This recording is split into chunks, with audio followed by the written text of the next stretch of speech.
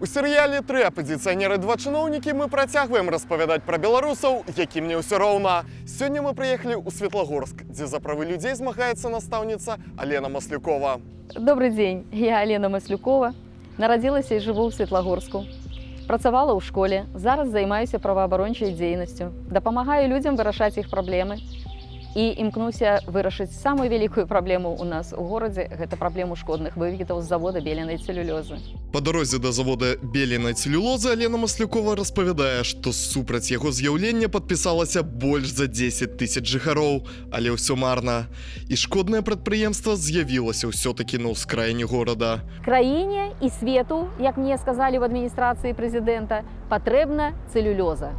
Чарга стаіць за целюлёзай. Мы, маючы лес, дрэваапрацоўчую вытворчасць, не маем целюлёзы, яна павінна быць. І вось яе зараз спрабуюць на гэтым заводзе вырабляць. Я кажу, спрабуюць чаму? Таму што гэты завод павінен быў запрацаваць у 2015 годзе, 2015. Сёння, ужо 2019 год, гэты завод не прыняты ў эксплуатацыю. То есть афіцыйных папер на яго няма, ён не зарэгістраваны нідзе. Яны зараз знаходзяцца ў стадыі пусканаладачных работ, як яны кажуць. Праз дрэнную экалагічную сітуацыю з горада з'язджаюць людзі. Актывістка кажа, што завод пабудаваны з парушэннямі экалагічных і тэхналагічных нормаў, але ўлады не хочуць гэтага прызнаваць. Да кіраўніцтва шкоднага прадпрыемства і чыноўнікаў у мясцовых жыхароў шмат пытанняў, якія пакуль без адказаў.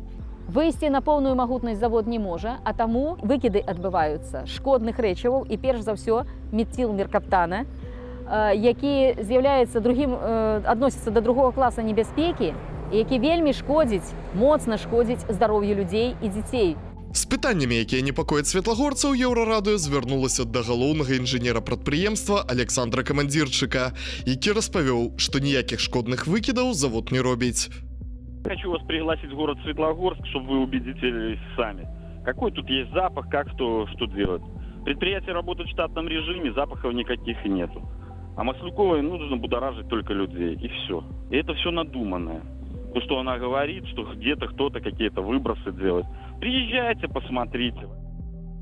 Каб прыцягнуць увагу да праблемы шкодных выкідаў, мясцовыя актывісты паспрабавалі зладзіць мітынг, але ўлады перашкодзілі яго правядзенню.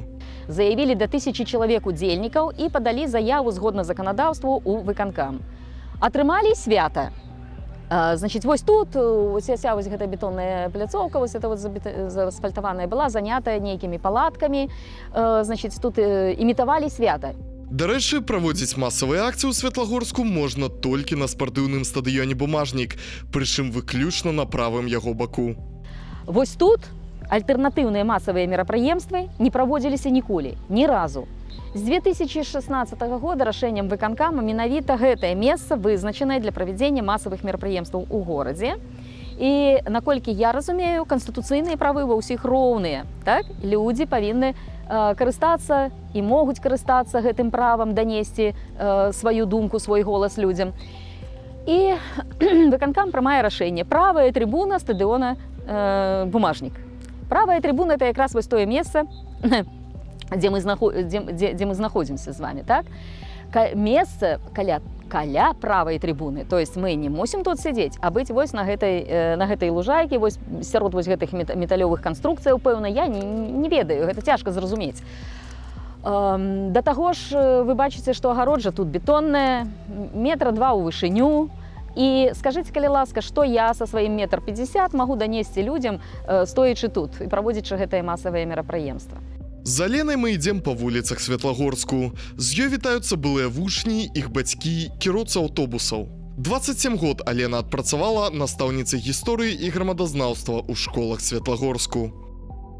Працавала паспяхова, нараканняў не было да маёй працы, любіла вучняў, калегаў сваіх паважала, і да мяне ставіліся заўсёды прыязнена.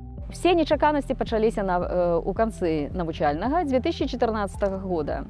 У ліпені, на пачатку ліпеня, выклікала мяне дырэктарка школы, і сакратар вручила ліст, у якім было напісана, што са мной з 2 верасня кантракт працягнуты не будзе.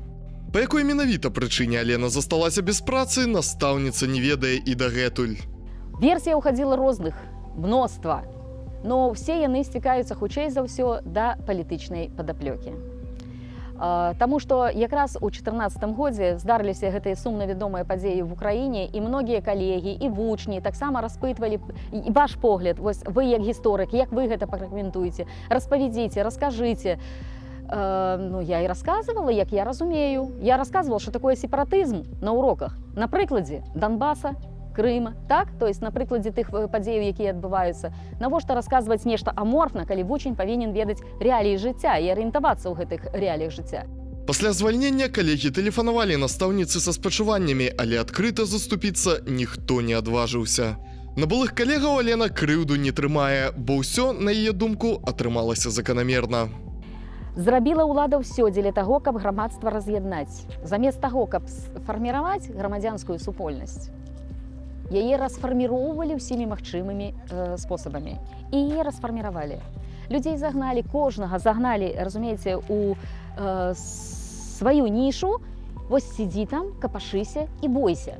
Алена ўпэўненая, што беларускія настаўнікі самі паспрыялі таму, каб іх прымушалі рабіць дадатковую і непрафесійную працу. Але маё глыбокае перакананне, я на ім стаяла і стаяць буду. Самі вінаватыя. Пагаджаемся рабіць, то і робім. Не пагаджаліся б, ніхто б не звольніў. Сёння Алена Маслюкова кіруе Светлагорскім аддзяленнем незарэгістраванай праваабарончай арганізацыі «Вясна». Актывістка распавядае, за якой дапамогай звяртаюцца людзі. І з Рагачова, са Жлобіна да мяне звярталася за дапамогай, Рэчыцы звярталіся за дапамогай. Дапамогу аказваем, ну як, юрыдычныя кансультацыі, прычым па розных пытаннях. Гэта не толькі тычыцца вось абароны, непасрэдна абароны правоў чалавека.